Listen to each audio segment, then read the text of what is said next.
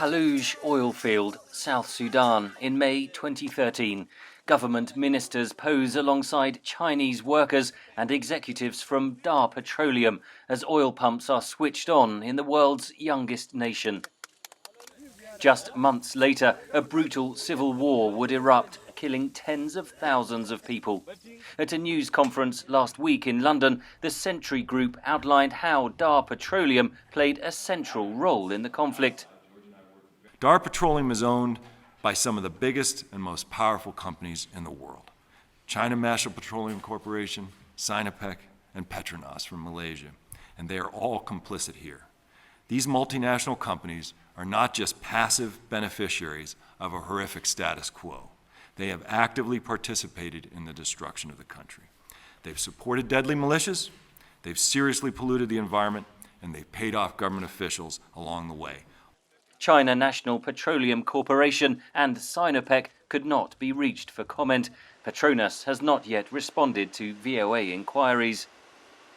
War broke out in South Sudan in December 2013 when President Salva Kiir accused Vice President Riek Machar of plotting a coup. Sentry co-founder George Clooney says the civil conflict was fueled by global corruption. They received money, oil, transportation, and weapons from a vast array of people and corporations all over the world who have profited from this crisis. The investigators combed through thousands of emails and transactions detailing how both national and global corruption fueled the conflict.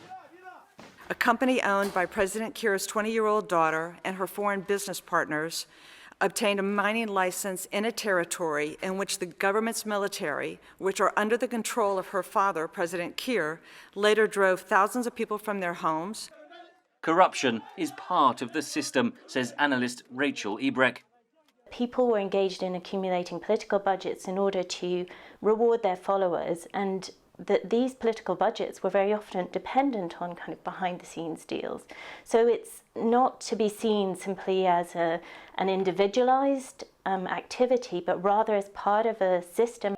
The report says 2 British citizens formed an oil company with a general accused of forcibly recruiting child soldiers.